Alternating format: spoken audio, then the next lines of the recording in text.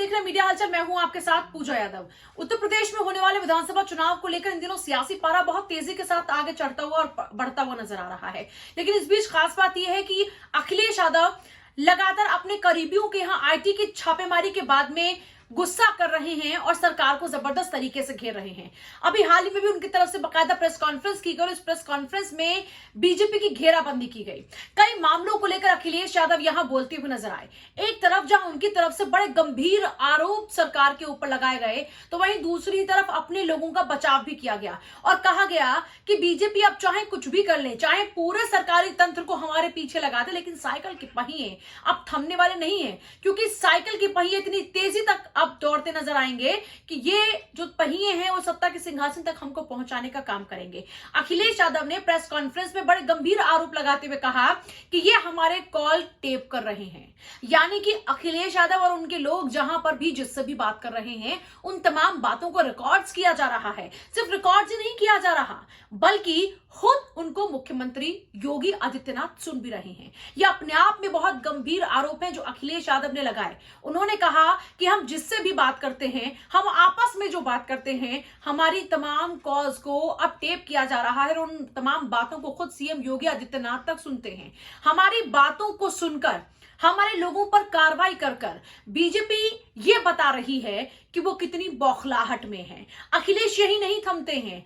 अखिलेश इतने ज्यादा आग बबूला इस वक्त हो रखे हैं इस कार्रवाई के बाद कि वो ये कहते नजर आते हैं कि ये बता रही है तमाम कार्रवाई कि योगी कितने अनुपयोगी हैं उत्तर प्रदेश के लिए। हाल ही में प्रधानमंत्री मोदी ने योगी को उत्तर प्रदेश के लिए उपयोगी बताया था, लेकिन इस उपयोगी पर पलटवार करते हुए अखिलेश लगातार कह रहे हैं कि ये योगी अनुपयोगी हैं उत्तर प्रदेश के लिए।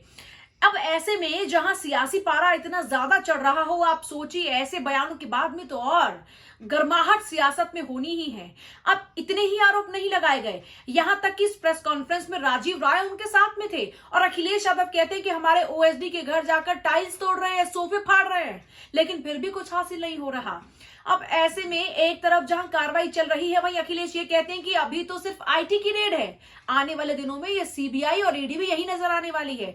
यानी कि अखिलेश पहले ही बता चुके हैं कि आने वाले दिनों के अंदर सीबीआई और ईडी भी उनके और उनके करीबियों के पीछे लगने वाली है। लेकिन वो ये भी साफ कर देते कि इस बार वो डरने वाले नहीं है। अब बीजेपी चाहे कुछ भी कर ले, वो ये भी कहते हैं कि बीजेपी की बौखलाहट है, बीजेपी को डर लग रहा है, बीजेपी को पता चल चुका है कि अब उनकी सत्ता जाने वाली है, इसलिए सत्ता में जाने से पहले ये बौखलाहट है। वो कहते हैं कि ये जो अधिकारी उनके और उनके लोगों के पीछे लगे, लखीमपुर खीरी क्यों नहीं जाते हैं, ये गृह राज्य मंत्री के घर पर छापेमारी क्यों नहीं करते हैं, उनकी गिरफ्तारी क्यों नहीं करते हैं, मीडिया कर्मी से बदसलूकी, खुद का बेटा उनका किसानों को कुचल देता है, लेकिन कार्रवाई ये हम पर कर रहे हैं। वो यहीं पर नहीं रुकते हैं, वो कहते हैं कि लखीमपुर खीरी प्रकरण में किसानों को कुचलने वाला आशीष मिश्रा का पिता अजय मिश्रा और टेनी मिश्रा वो कहां है, वो छुपकर क्यों बैठा है, उनके खिलाफ कार्रवाई कब होगी। इतना ही नहीं, वो अधिकारियों को नसीहत भी देते हैं और बताते हैं कि आज बुलडोजर यहां चल रहे हैं, लेकिन कल सरकार बदलेगी, कल सत्ता उनकी होगी। जब सत्ता उनकी होगी तो अधिकारी बदलेंगे, सत्ता बदलेगी, अधिकारी बदलेंगे, अधिकारी बदलेंगे तो बुलडोजर उन पर चलेगा। ये बड़ी नसीहत दे दी अखिलेश यादव ने सरकार को भी और अधिकारियों को भी। वो ये भी कहते हैं कि एक विशेष जाति के लोगों का इस्तेमाल कन्नौज में हमें हराने के लिए किया गया। अब आप ये भी समझ गए होंगे कि कहां पर निशाना मारा है अखिलेश यादव ने।